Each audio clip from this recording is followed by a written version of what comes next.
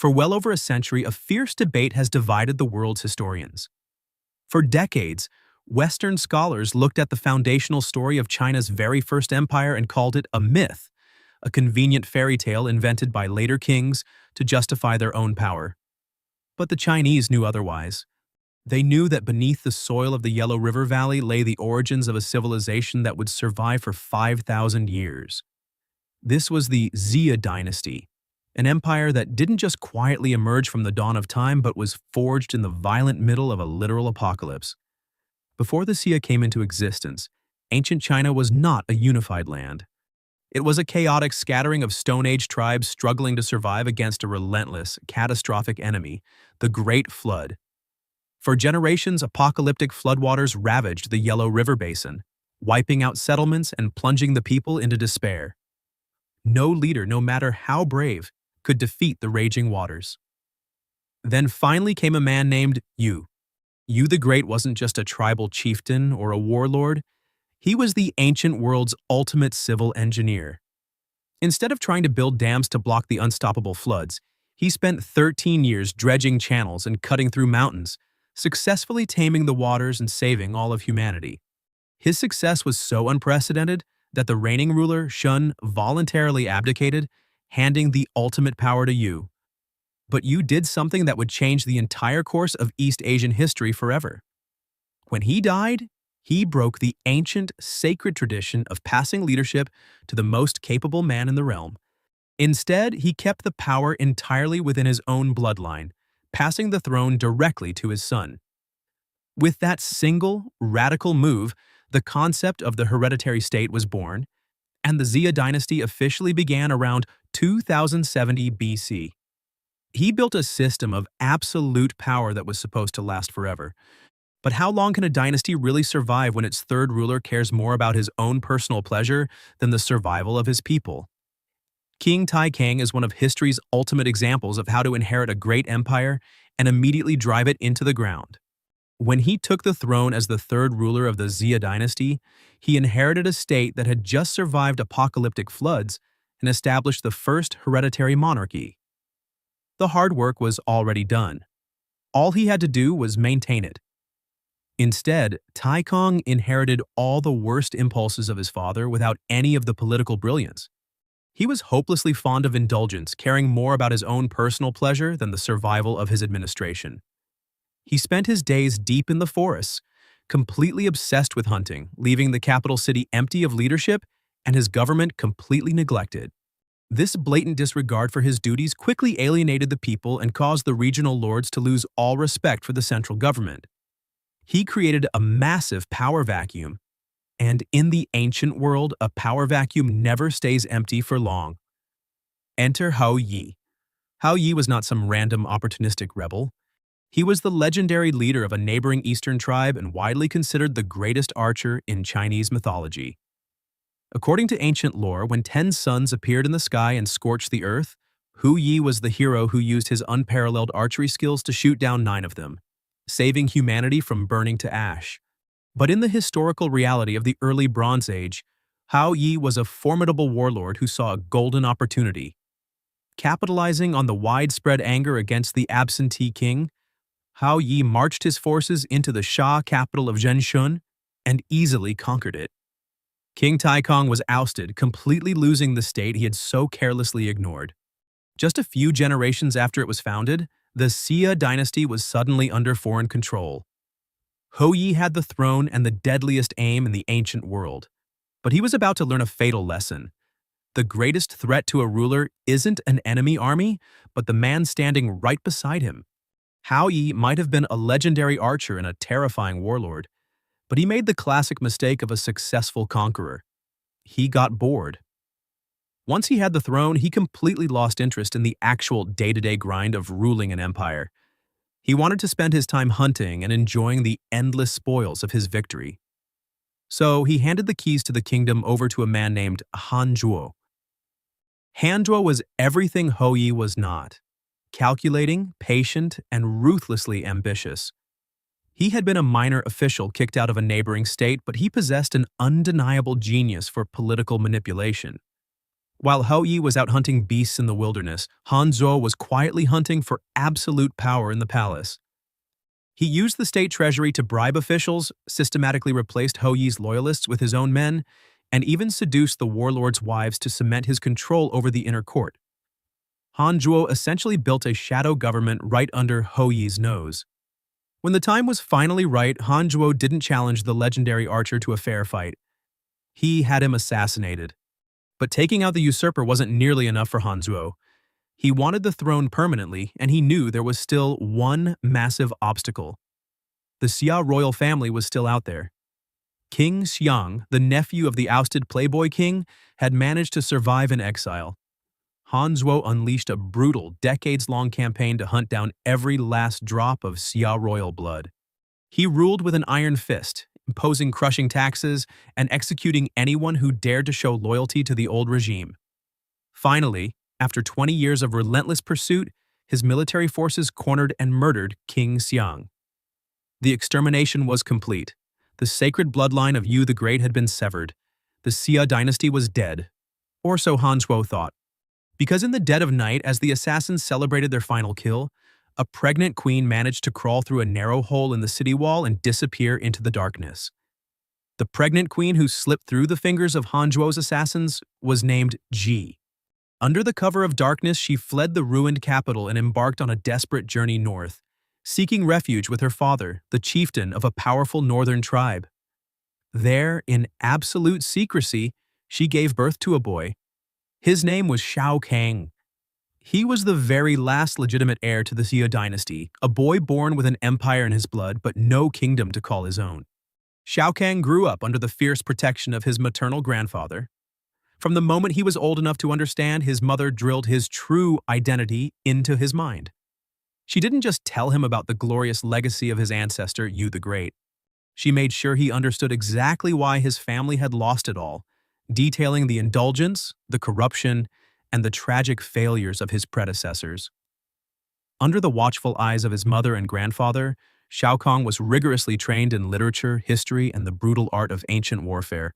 He was being molded into a weapon designed for one specific purpose: to overthrow the tyrant Han Zhuo and restore his family's stolen honor.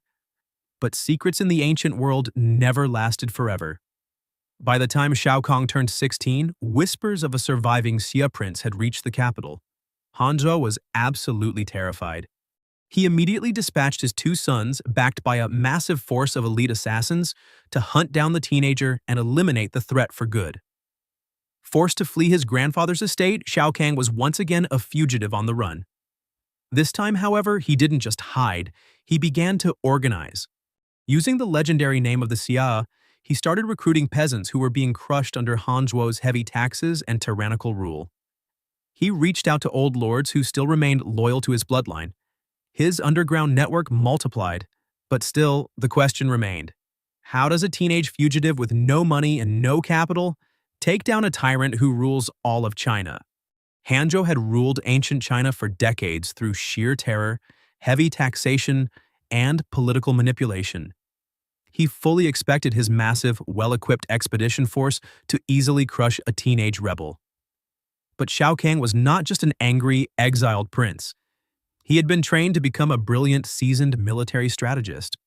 Instead of rushing blindly into a chaotic fight, Kang systematically gathered his allied forces and met Han Zhuo's army entirely on his own terms.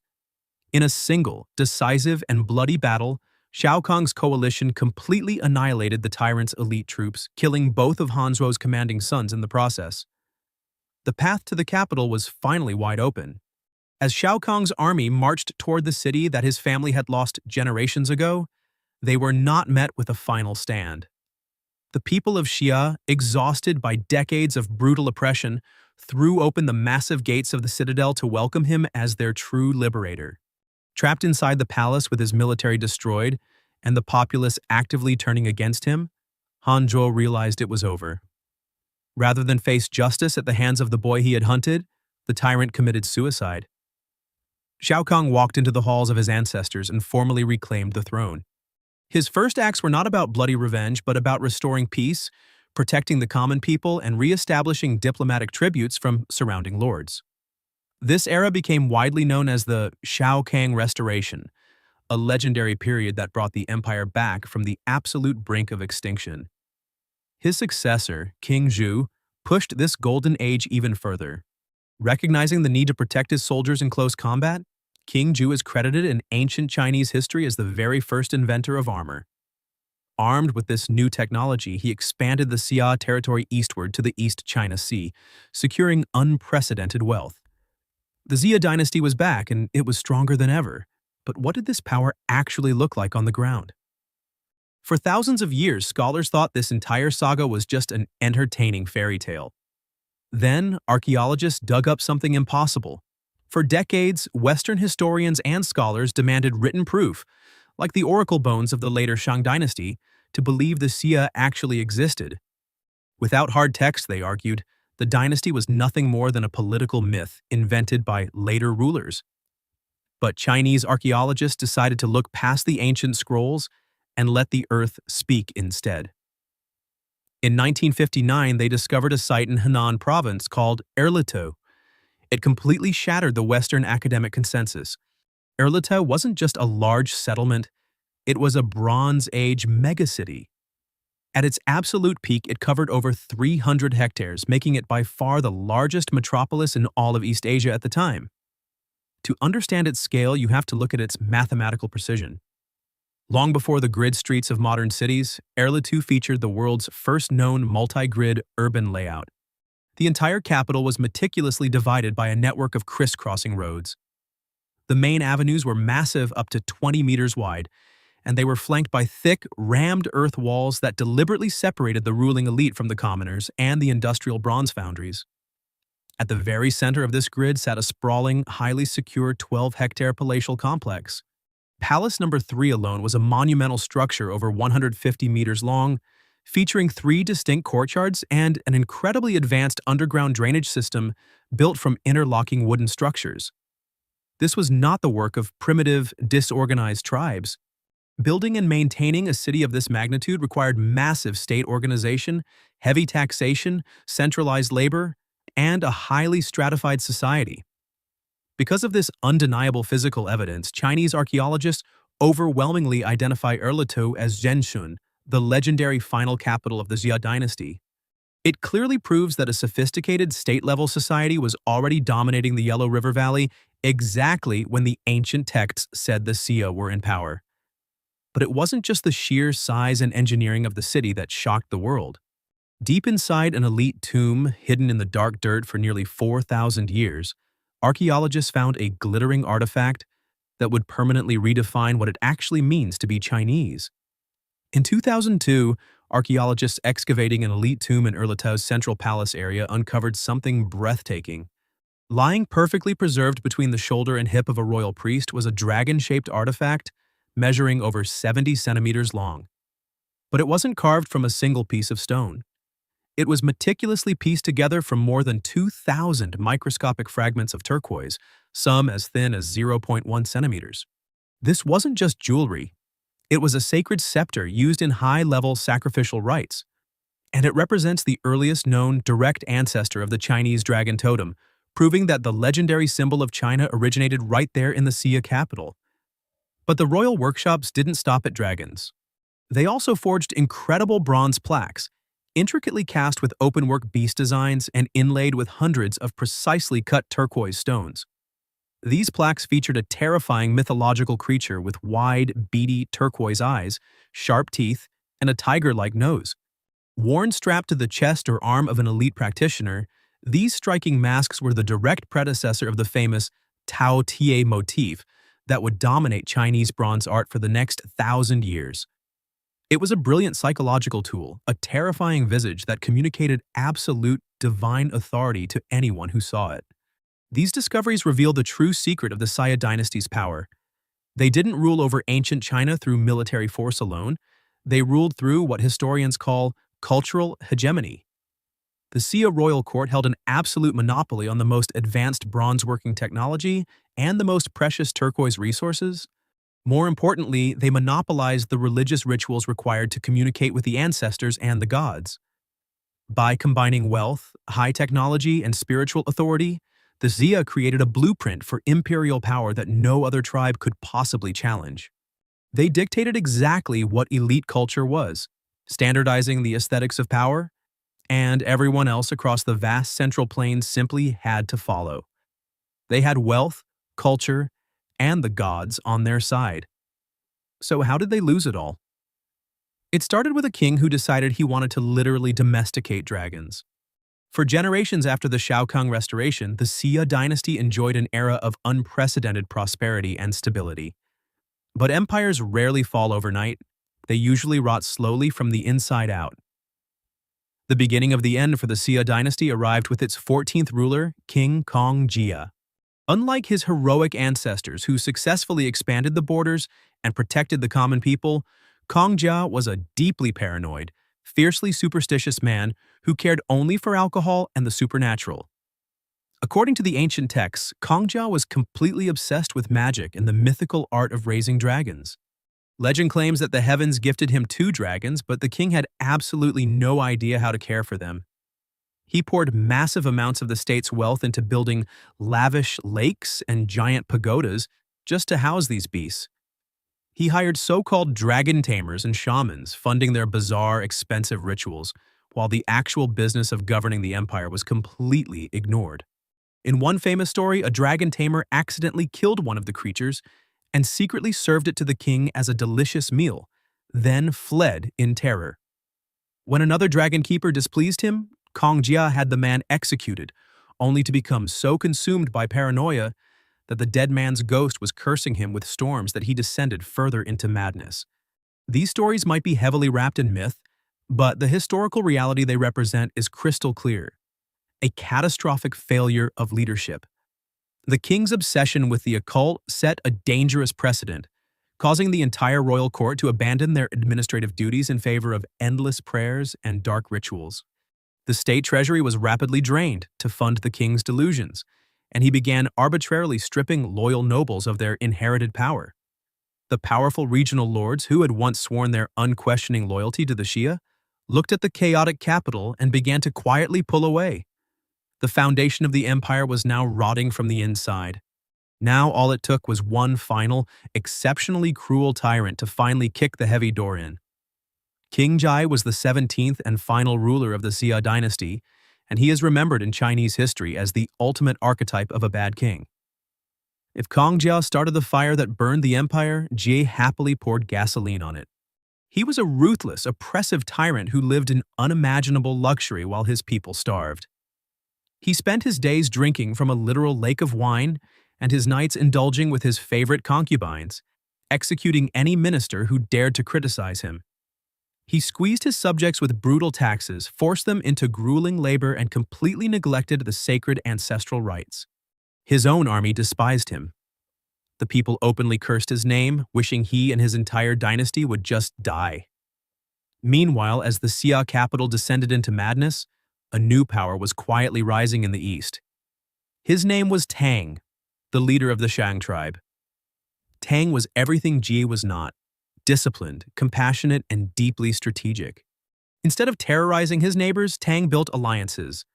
He lowered taxes, treated his people well, and actively recruited brilliant minds to help him govern. The most important of these recruits was a former slave and cook named Yi Yin, who possessed an absolute genius for grand strategy. Yi Yin knew that attacking the Xia directly was suicide. The dynasty might be rotting, but it still commanded massive armies and the loyalty of several powerful tribes. So Yi Yin convinced Tang to run a brilliant diplomatic test: simply stop paying the annual tribute to King Ji. The moment the tribute stopped, an enraged Jia immediately summoned the armies of 9 allied barbarian tribes to crush the Shang.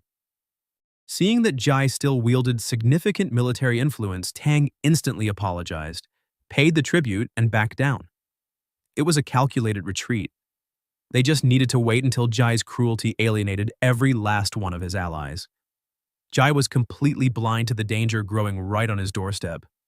When Tang finally marched on the capital, it wouldn't just be a battle. It would be a divine judgment delivered in the middle of a catastrophic thunderstorm. Around 1600 BC, the armies of Shang and Xia clashed at Mingtiao. The historical accounts say the battle began in the middle of an apocalyptic thunderstorm, a fitting backdrop for the end of an era. Tang of Shang brought highly motivated soldiers and 70 war chariots. King Jai of Xia had a massive military force on paper, but his troops had absolutely no will to fight for a tyrant they despised. When the Shang forces charged, the Xia army simply collapsed. Some soldiers outright refused orders. Others dropped their weapons and surrendered. The military structure that had held the empire together for 4 centuries completely disintegrated in a single afternoon. King Jie was forced to flee the battlefield in sheer terror. He was hunted down, captured, and sent into permanent exile in Nanchao, where he eventually died in disgrace. Tang of Shang took the capital, dismantled the old regime, and established the Shang Dynasty. The Xia Dynasty's 470-year reign was officially over. So, after nearly 5 centuries of floods, warlords, exiled princes, and mad kings, what did the Xia actually leave behind? They left behind the architectural blueprint for every Chinese city that followed, starting with the grid layout of Erlitou. They left behind the earliest techniques for bronze casting and the turquoise dragon totem that defines Chinese identity today. But their most powerful legacy was the political philosophy created by their downfall. The overthrow of King Ji gave birth to the Mandate of Heaven. It was the radical idea that no dynasty is permanent, and a ruler only keeps his throne if he protects his people. That is the Xia Dynasty's complete history. If you made it to the end of this video, you now know the true origins of one of the oldest civilizations on Earth. If this was useful historical knowledge, please hit the like button. Subscribe if you want more history done this way. Drop a comment telling me which ancient empire to cover next. I'll see you in my next video.